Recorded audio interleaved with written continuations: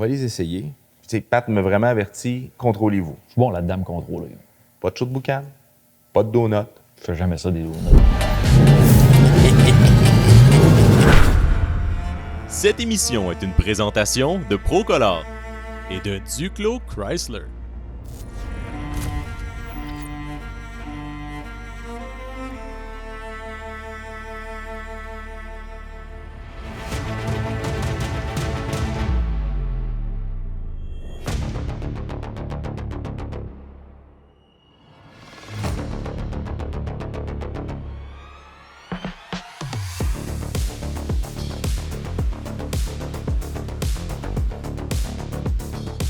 La gang de Caz ont quand même mis la main sur deux beaux spécimens. Non, on s'entend pour dire que c'est des oiseaux rares. Connaissant Pat, puis tous justement les gars de Hockey sont habitués de mettre la main sur des petits bijoux, mais ça, c'est vraiment des bijoux assez spéciaux. Écoute, deux camionnettes assez rares, merci. SRT10 avec un moteur de Viper. Ouais. Et toi, tu as?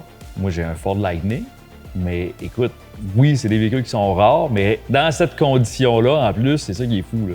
C'est des véhicules qui sont pratiquement neufs. Donc, Ben oui, ils ont moins de 6000 km. Ça Les n'a deux. aucun sens. C'est fou pareil, hein? Ouais. Qu'il reste encore des petits trésors de cachés comme ça, là. Oui. C'est pas mal des véhicules de la même époque, mais ce qui était Ouais. particulier, c'est que ces véhicules-là étaient complètement inutiles. Hey, écoute, c'est sûr que le marché des camionnettes pleine grandeur, on s'entend pour dire qu'en Amérique du Nord, c'est toujours parmi les meilleurs vendeurs sur le marché. Il y a bien du pick-up en Amérique du Nord, mais des camions de performance, il n'y en a pas beaucoup. Puis entre toi et moi, c'est comme tu le dis, tu sais, c'est quoi l'utilité de ça? Il y en a aucune. Je veux dire, tu veux acheter cette camionnette-là, tu voulais avoir une camionnette, mais tu voulais personne qui t'appelle pour déménager, là. Ah, c'est sûr que c'est le meilleur véhicule, justement, pour pas que tes chums t'appellent Et pour voilà. avoir besoin de service, parce que tu veux pas embarquer grand-chose dans la boîte du Tu ça. veux pas embarquer grand-chose en bois, Ça, c'est des c'est objets ça. de collection. Puis si on regarde, disons, les valeurs à l'époque, moi, quand on parle d'un Lightning, c'est un véhicule qui se vendait, tout dépendant des options, 35 000 40 000 à peu près entre 99 puis 2004. Mais si on regarde présentement, il y en a à peu près de toutes les sortes sur le marché. Pas du millage puis de l'État, tu sais, ça peut partir aux alentours de 25 30 000 puis ça peut aller jusqu'en haut de 100 000. là. Ça valait comment, le RAM? Neuf, ça coûtait environ entre 50 et 55 000 C'était pas cher, pareil. Hein? C'était quand même pas cher. Pas cher quand pour autant de performance C'est ça. que ça. C'est... Puis aujourd'hui, là, un Magané, là, c'est 30 000. Puis après ça, ça va jusqu'à les 100 000 et plus. Ah ouais, non, c'est sûr que ça déprécie pas vraiment. Non, puis ça va gagner en valeur. Puis je te dirais peut-être que ça va même plus gagner en valeur que le Lightning. Oui, parce qu'il y a eu moins d'unités de celui-là aussi. C'est ça. Et on a fait 10 000 unités en 3 ans. Celle-là, 28 000 en 5 ans, donc de 99 C'est à ça. 2004. Tu regarde le Lightning, lui a été lancé un petit peu plus tôt sur le marché que le RAM. Mais il y a déjà eu une édition du Lightning aussi de 93 à 95. C'est vrai, là, un petit peu plus carré, mais il y avait moins d'esthétique aussi. Ouais, moins d'esthétique. Il y avait comme fait moins un tollé autour de ça du côté de chez Ford. Mais vraiment, quand ils sont arrivés en 99, là, Ford s'était donné un mandat bien précis. Ils voulaient développer vraiment une camionnette qui allait offrir des performances que jamais ce genre de véhicule-là avait offert. Fait qu'est-ce qu'on a fait? C'est qu'on a donné vraiment le contrôle, on a donné le projet justement au groupe spécial chez Ford qui est SVT, Special Vehicle Team, de bâtir la camionnette la plus puissante de l'industrie.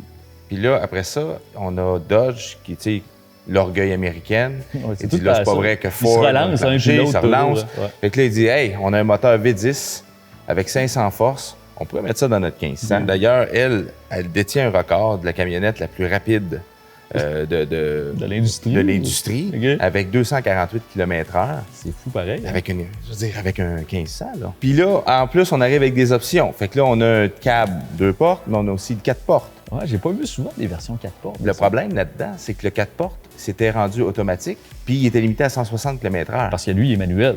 Lui, il est manuel. C'est ça qui est Il n'est fou, pas hein. limité. OK. que C'est c'est combien pour- de vitesses manuel? 6 vitesses. 6 vitesses, OK. 6 vitesses avec la même transmission que tu peux retrouver dans une Corvette ou une Viper.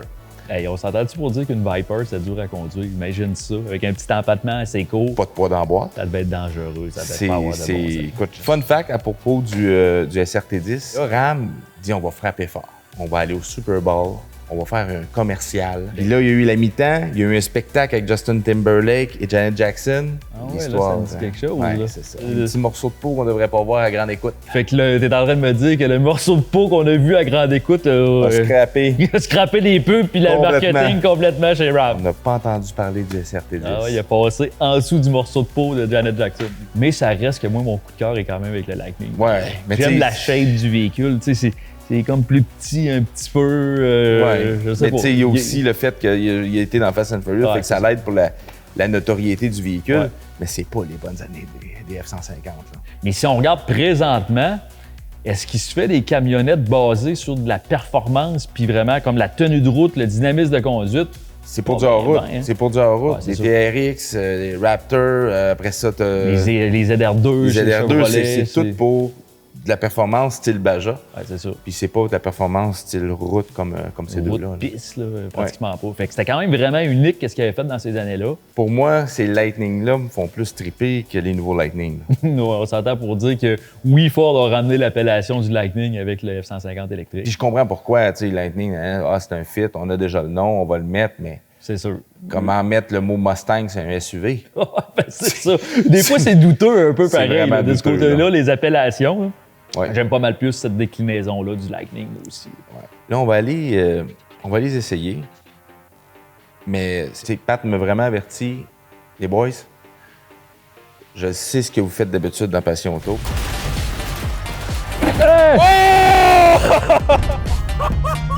On va pas t'expliquer ça. Voyons. Simon!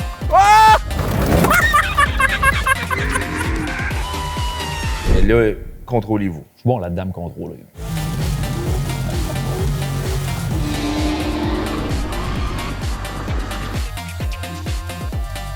On va essayer de ramener les machines.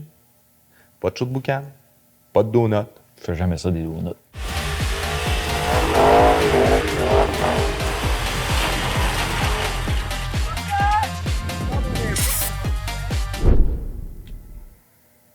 Ben, peut-être une fois de temps en temps, là. mais-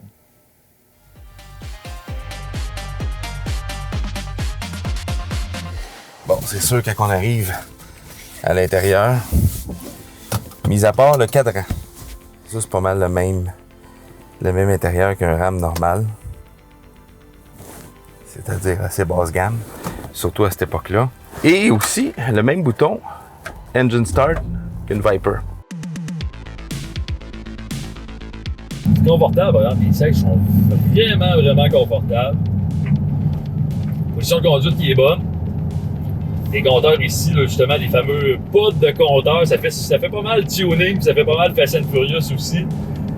Ça sortait d'origine avec ça. Un SRT10, c'est un V8 de 8.3 litres qui développe 500 chevaux. Le même moteur que dans la Viper. D'ailleurs, on l'identifie comme ça sur le capot directement. Capot redessiné pour la modification du moteur. Sinon, le capot d'origine, le moteur, oublie ça, il rentre pas là.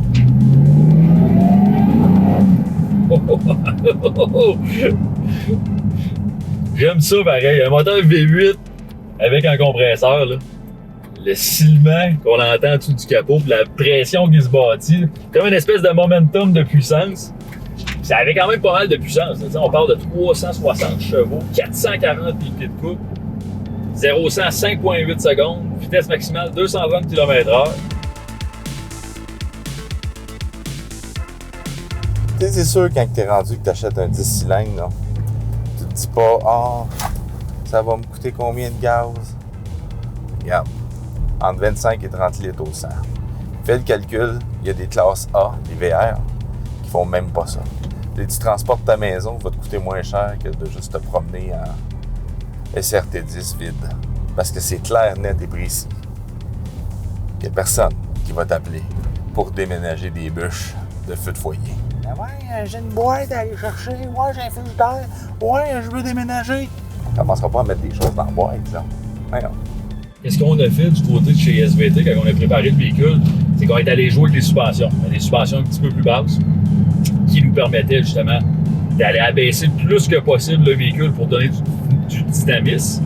On a aussi des amortisseurs qu'on avait justement réglés pour être un peu plus fermes, pour avoir un meilleur comportement routier. On a jumelé à ça aussi des roues de 18 pouces, un pneu avec un profil un peu plus bas aussi. C'est sûr qu'effectivement, c'est un camion à la base. Fait qu'on a bien beau avoir joué sur des suspensions pour essayer de rabaisser un peu le centre de gravité du véhicule. On a le feeling de conduire un camion quand même, ça c'est tout à fait normal. Mais un camion vitaminé avec pas mal de puissance. Là, je regarde la camionnette de Yoann. C'est assez unique pareil, hein? Avec l'aileron justement en arrière de la caisse. Le Ram SRT10, là, son look est pas gênant. Short box, short cab, 2 places. Avec transmission manuelle, 6 vitesses. T'en vas avec ça, clac, clac, clac. Y'en a pas de problème. T'as l'ADN de la Viper dans un camion. Tu sens que la camionnette, elle ne demande que de faire un show de boucan. Je sais même pas, sincèrement, s'il y a une autre utilité à ce camion-là que dans un barbecue, une gang de rednecks disent « OK, on fait des shows de boucan. » Le gars, il sort son SRT10. « What? Attends. » C'est vraiment une machine pour ça. Et là, Johan, il essaie de m'impressionner avec... il y a 2 cylindres de plus pareil, là. C'est une idée de fou quand même, d'aller mettre un V10 dans un camion de 500 forces, manuel en plus. Je cherche pas le bouton pour désactiver l'antipatinage, là. Il y en a pas, parce que il y a pas d'électronique. Il y en a pas. C'est juste... Il y en a pas.